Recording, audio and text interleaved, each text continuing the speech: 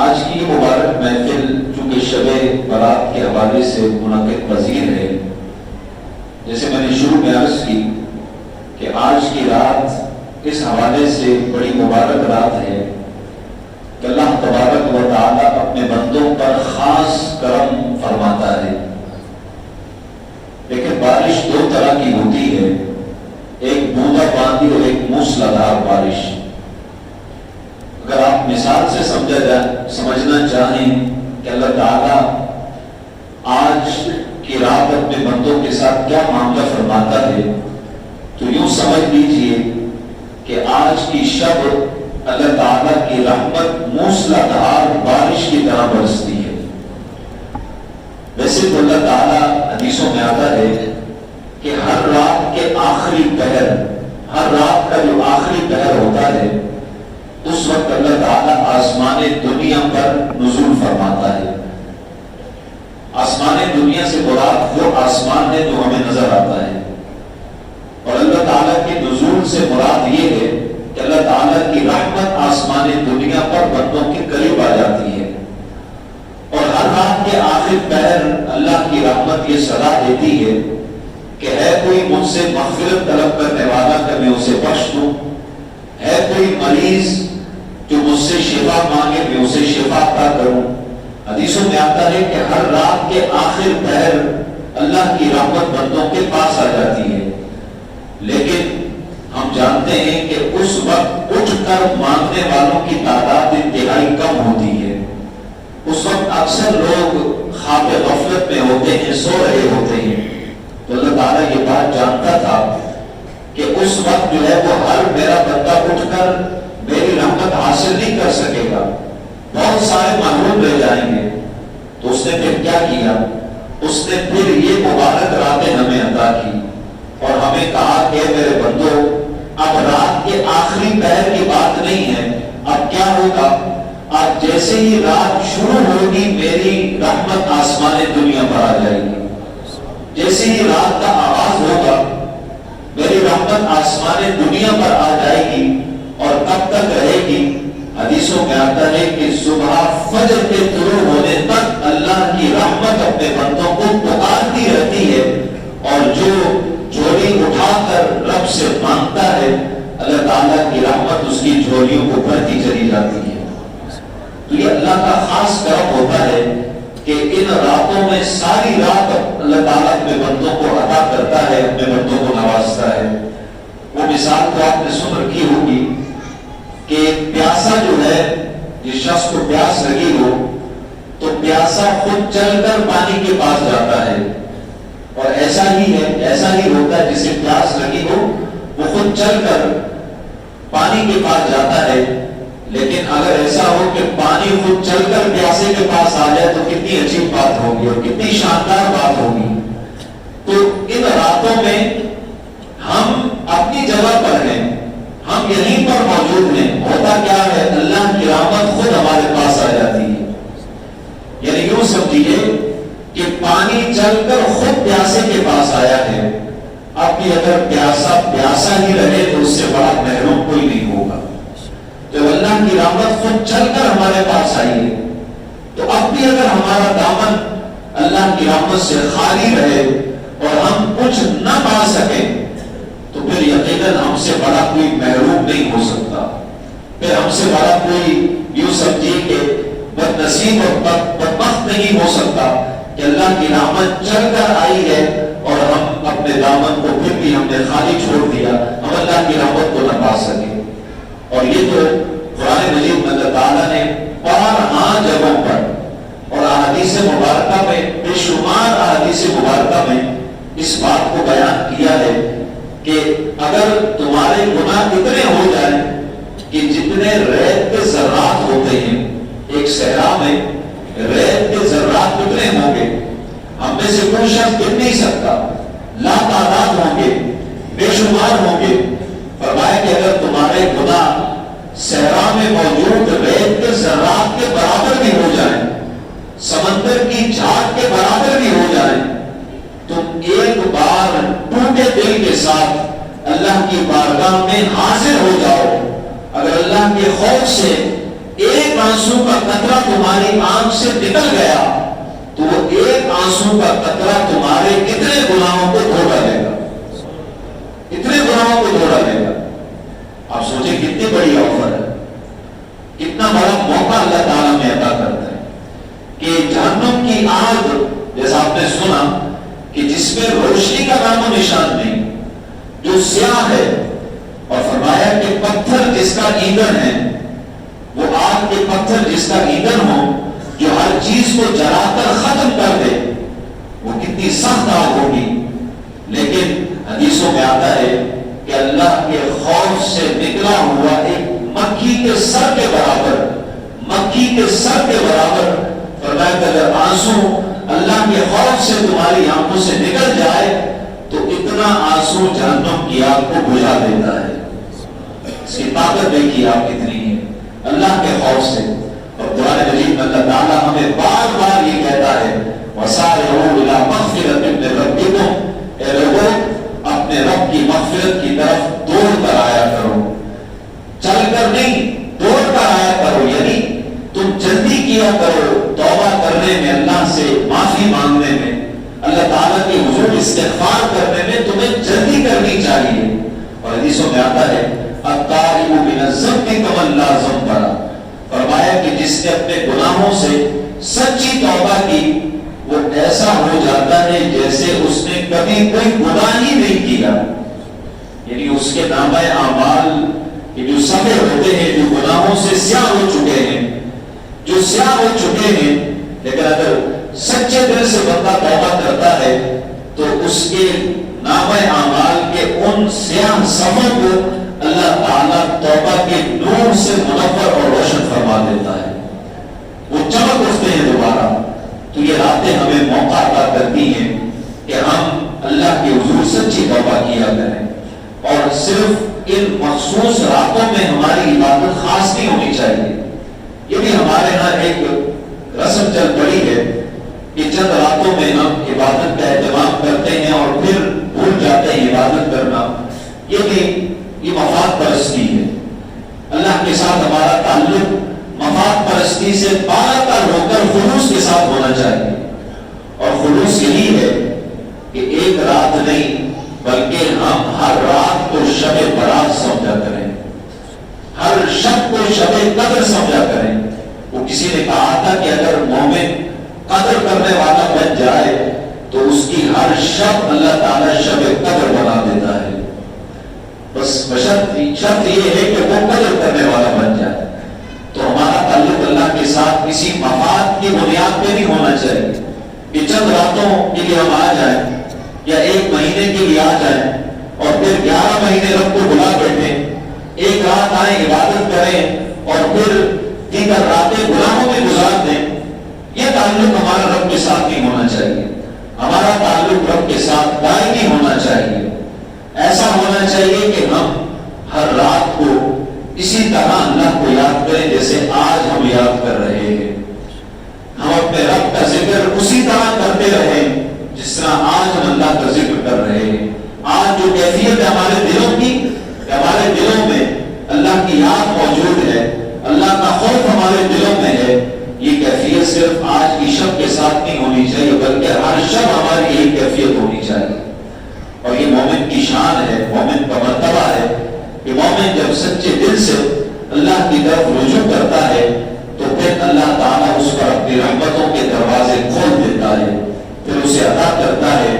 آج کے اس دور میں ہم دیکھتے ہیں کہ لوگ پریشان ہیں، کسی کو گھریلو مسائل ہیں، کسی کو روزگار کے معاملات ہیں، کسی کو نہ جانے کیا مسائل ہیں، بیماری ہیں، تکالیف ہیں، مسائل و آلام ہیں۔ لیکن ان کے بے شمار حل ہمارے سامنے آتے ہیں کہ ہم یہ بھی اس کا حل ہے، یہ بھی حل ہے، لیکن تمام مسائل کا سب سے بڑا حل یہ ہے کہ ہم اللہ کے حضور اخلاص کے ساتھ رو رو کر اللہ کی بارگاہ میں کثرت کے ساتھ دعائیں مانگا کریں۔ ہم دعائیں نہیں کرتے اللہ سے، ہم مانگتے نہیں۔ ایک بزرگ کا یہ میں نے سنا ان کی زبان سے، ان سے کسی نے سوال کیا کہ مسائل ہیں، پریشانیاں ہیں، کیا کریں، کدھر جائیں؟ تو انہوں نے کہا کہ ایک تمہیں وظیفہ بتاتا ہوں، وظیفہ یہ ہے کہ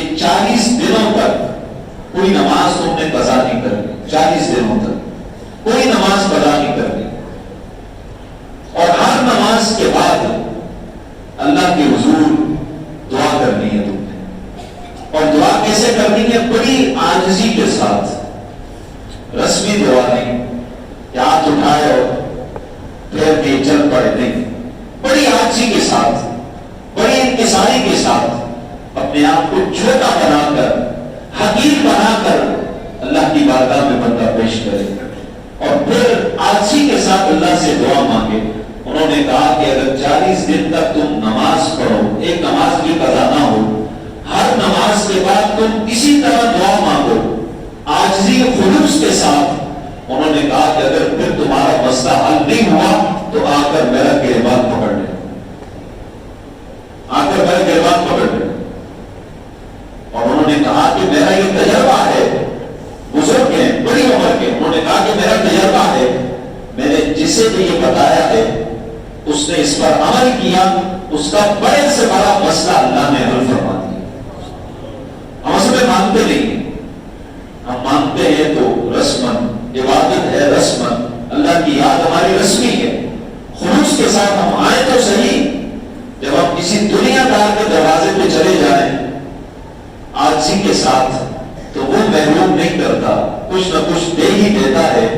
تو آپ تصور کیجیے کہ وہ ذات کہ جس کے خزانوں کی کوئی انتہا نہیں، جس کی عطا کی کوئی انتہا نہیں، اس کی بارگاہ میں جب ہم آئیں گے عاجزی کے ساتھ تو کیا وہ محروم چھوڑے گا ہمیں؟ کبھی نہیں۔ وہ اتنا دے گا کہ ہمارے دامن میں جگہ باقی نہیں رہے گی۔ ایک شرط یہ ہے کہ ہمیں بس مانگنا آنا چاہیے اللہ سے، اور خلوص کے ساتھ ہم مانگیں۔ ایک بزرگ کا شیخ سعدی کا غالباً میں نے ایک واقعہ پڑھا، ان کے پاس ایک خاتون ہے، اس نے آ کر کہا کہ حاکم وقت نے میرے بچے کو ظلماً اٹھا لیا ہے، تو آپ ایسا کریں، حاکم وقت سے آپ کی اچھی شناسائی ہے تو آپ چلے سفارش کر دیں، میرا بچہ چھوٹ جائے گا۔ آپ نے کہا ٹھیک ہے، سفارش کرتے ہیں ہم۔ شیخ سعدی اٹھے، انہوں نے مصلی بچھایا اور نماز پڑھنے کی تیاری کرنے لگ گئے۔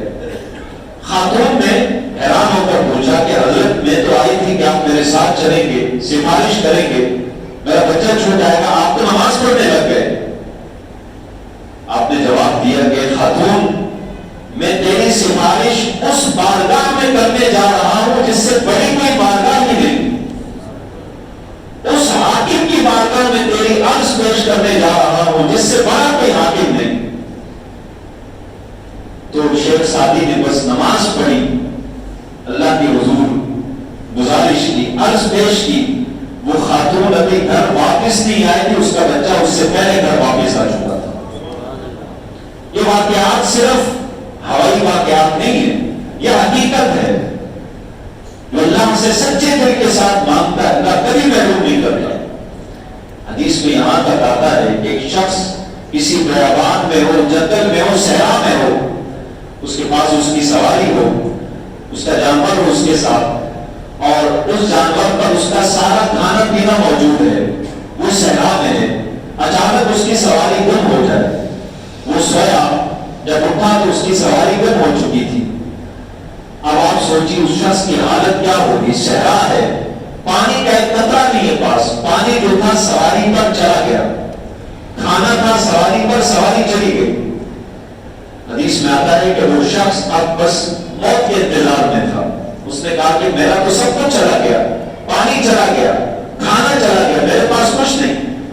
اب وہ لیٹ گیا بس موت کے انتظار میں، اس کی آنکھ لگ گئی، پھر جاگا تو اس کی سواری سامنے کھڑی تھی، اس کا کھانا پانی سب سامنے موجود تھا۔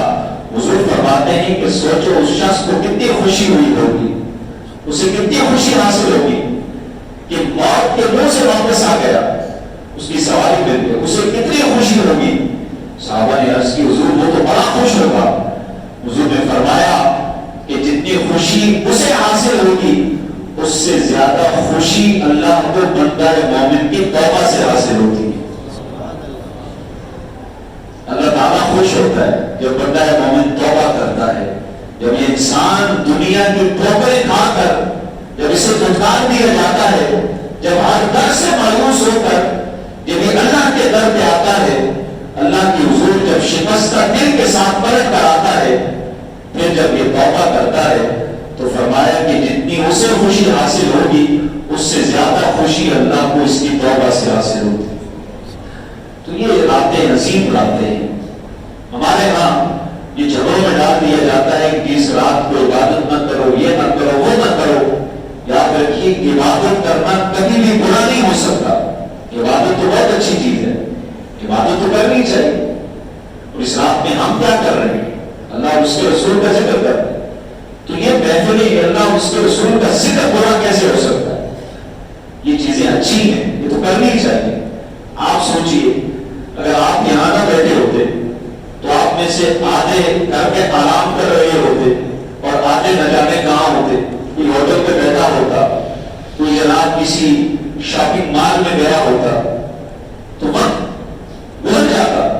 یہ آدھا ڈیڑھ گھنٹہ جو یہاں ہم نے گزارا یہ گزر جانا تھا، یہ گناہوں میں بھی گزر سکتا تھا۔ اس رات کی سب سے بڑی برکت دیکھیے وہ یہ ہے کہ اس رات کی برکت سے اللہ نے یہ ہمارا وقت اپنے ذکر میں گزار دیا ہے۔ اس رات کی برکت ہے جو اللہ نے ہمیں عطا کی۔ تو بس ہمیں یہی پیغام لے کر جانا چاہیے کہ صرف اس شب کو نہیں، ہر شب کو اسی طرح گزارنا ہے جیسے آج ہم گزاریں گے۔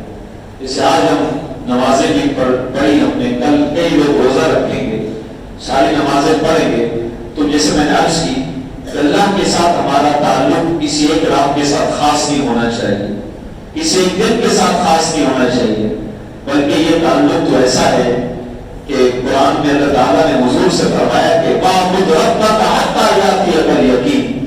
اللہ نے فرمایا کہ میرے معبود اس وقت تک عبادت کا سلسلہ چلتے رہنا چاہیے، اللہ کی بندگی کا سلسلہ اس وقت تک چلتے رہنا چاہیے جب تک کہ موت نہ آ جائے۔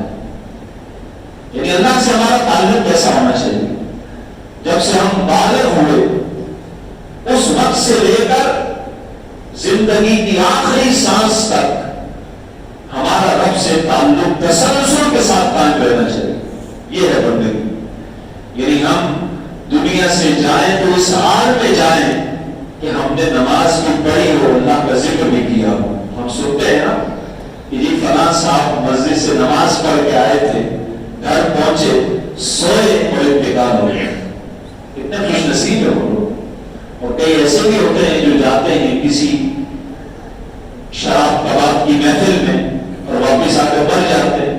مرتے تو وہ بھی ہیں، لیکن وہ کتنا خوش نصیب بندہ ہوتا ہے کہ جس نے وضو کیا، اللہ کی حضور سجدہ کیا اور اللہ کا ذکر کرتے ہوئے دنیا سے گیا، وہ کتنا خوش نصیب بندہ ہو۔ تو ہم ایسے اللہ سے دعا کریں اور کوشش کریں کہ ہم ایسے اللہ کے بندے بنیں کہ زندگی کی آخری سانس تک عبادات کا یہ سلسلہ ہمارا جاری رہے اور یہ سلسلہ کبھی ٹوٹنے نہ پائے۔ تو میں اسی پر اپنی گفتگو کا اختتام کرتا ہوں۔ اللہ تعالیٰ کی بارگاہ میں دعا ہوں کہ رب کائنات ہم سب کی حاضری